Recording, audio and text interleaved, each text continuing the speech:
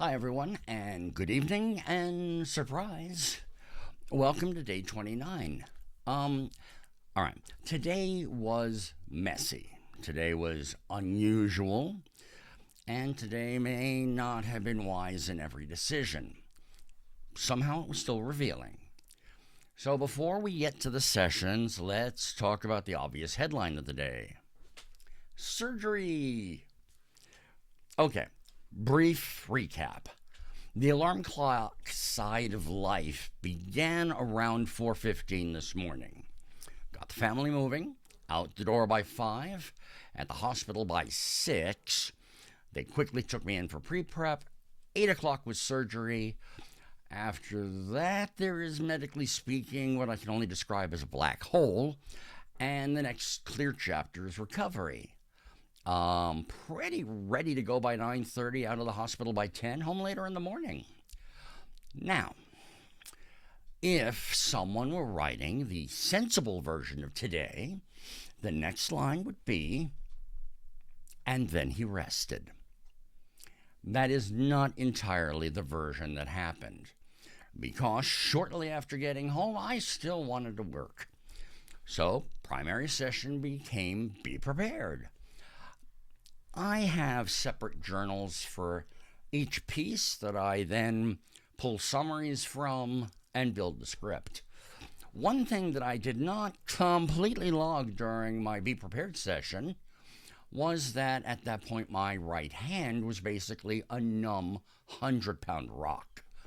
I believe I actually wrote in the original journal something along the lines of, everything's working from the shoulders up, which was technically accurate. Also, an act of selective storytelling. So I approached the session with a more measured mindset from the start. The first take was going to be exactly the right kind of opening take for a day like this. Granted, it was take 150. Hey, big number. But my goal was nice. And I mean that as praise. It wound up being a nice take. It was cooperative. It was controlled and useful. It was not very dramatic. It was definitely not heroic. I just didn't set out to prove anything. I just intentionally kept all the released energy subdued rather than pretty much spending heavily too early. That, however, proved to be the right call. The first couple of lines were a little uneven, which there was a calibration, makes sense. The system settled into something a little more familiar. Even with the lighter approach, more bass notes actually showed up than I expected. And because the starting volume was lower, it actually created more of a strong blend capability with the backtrack. Let's see. Yeah, sometimes less force does reveal more function. The only real annoyance of that first take was my electronics. I forgot to set myself as do not disturb, and they repeatedly ding during the take, while the one hand that normally handles those controls was currently auditioning for the role of decorative furniture. Then came the next take, 151, and it built directly on top of the first take rather than trying to overpower it, which is good because it typically is calibration overcompensation. But it began more evenly. It held basically the same efficient energy level. And it felt like a tightened up version of what was already working. That distinction matters. So today was not about proving anything through force. It was about working intelligently inside the reality of what was going on today and seeing what was still available. Because energy had been managed well, I still had enough freedom left to play with the two emphasis lines. Um, Idiots, I am the king, and um, you won't get a sniff without me. And I actually really enjoyed what came up, and that also means something because despite the technique being muted, but the pain, I was still allowed to get some artistry out there. So the session had not really just turned into something mechanical. Playback confirmed it was a genuinely nice take.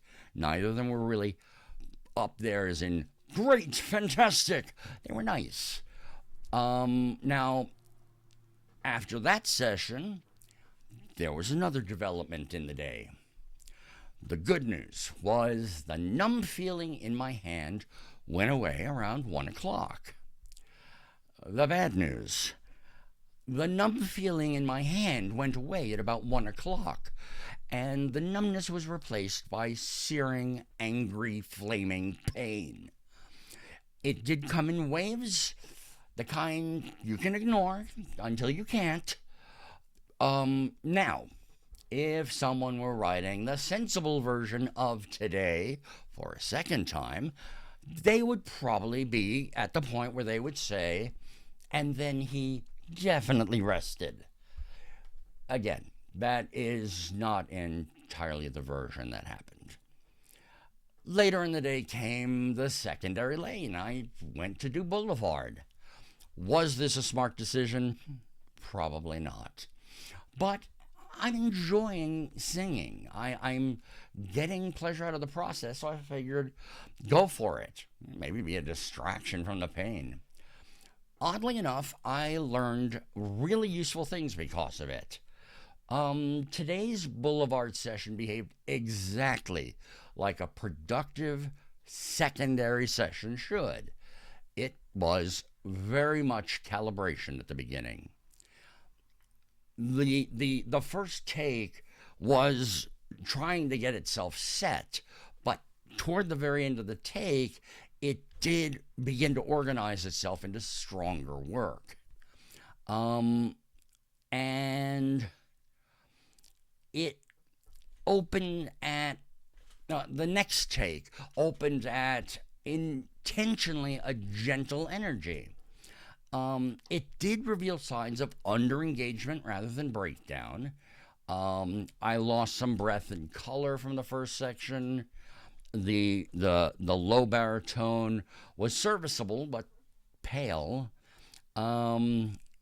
Section 3, the chorus, still had enough force on that high note, the F4 plus as I refer to it, to peg despite the lower overall output.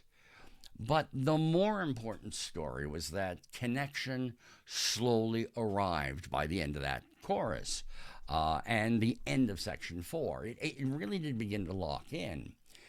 And I think that created a runway, and the right kind of runway to do a second take.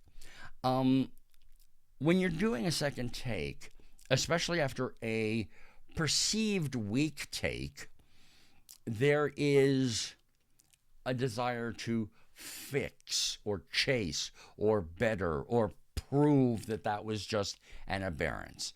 When I hit the second take, all I felt was my energy seems to be locking into place now. So I wasn't thinking about fixing or chasing. And I think that was a good motivation.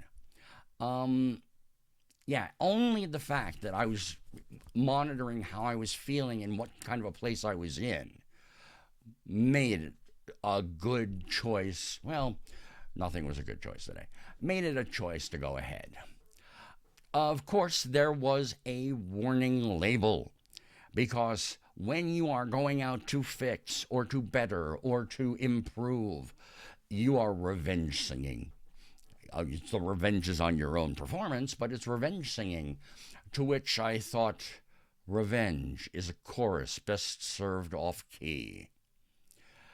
Not a Klingon proverb. Went on to that next take. I tried to go into it with diplomacy, and not warfare. Again, negotiation. So, I may have accidentally snuck a grenade in my back pocket. It feels fair. Uh, Section 1 delivered notes and breath exactly where they belonged.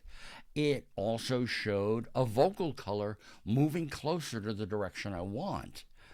Section 2 was definitely one of the most revealing parts of the day.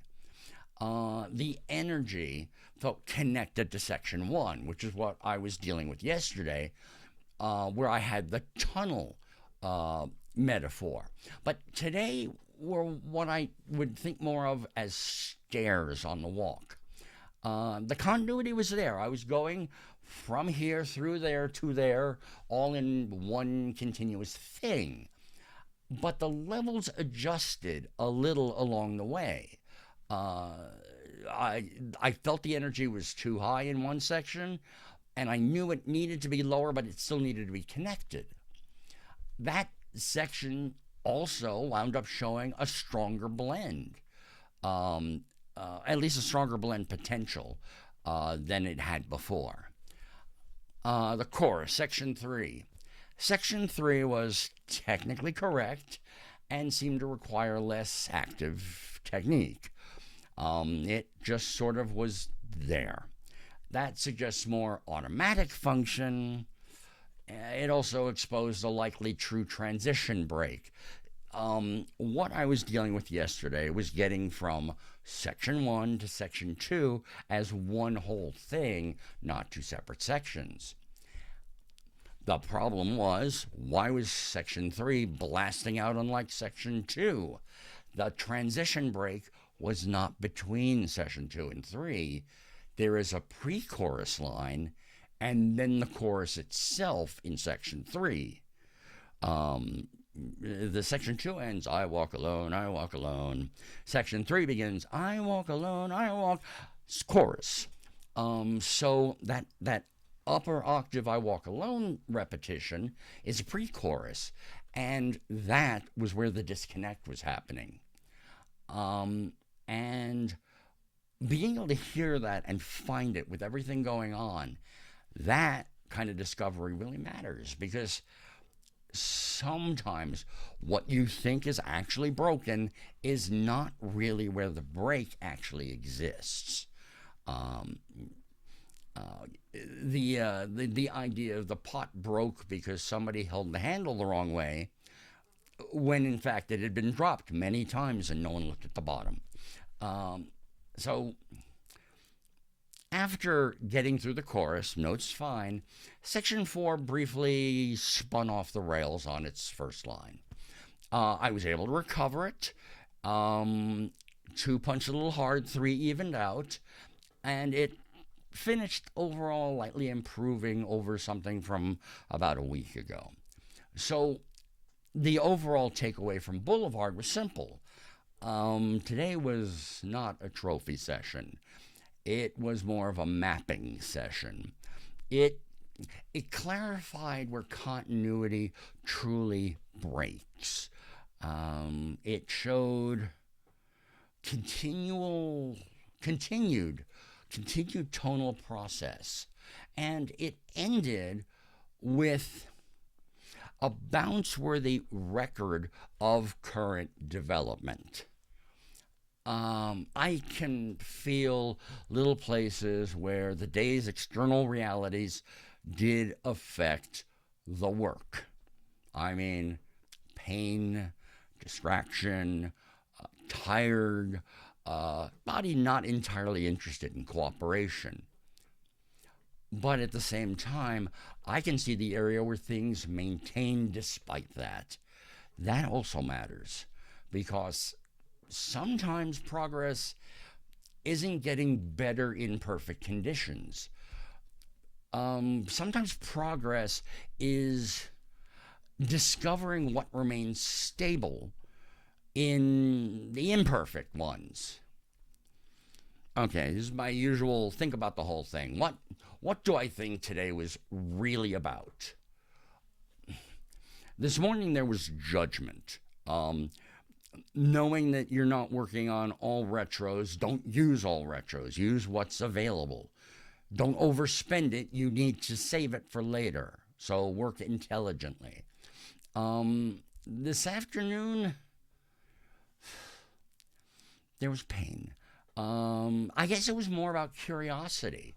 Even in a day where I was compromised, there was still something that I could find to learn. And the whole day may have been about just real growth. Doesn't always happen on the ideal days. Sometimes it happens on the strange ones, the interrupted ones, the questionable choice days, messy days, and today was definitely one of them. Yeah. Anyway, I'm going to wrap things up there because I need to take some painkillers now. It does really hurt. But I will see you next time for day 30. And as always, no. Later.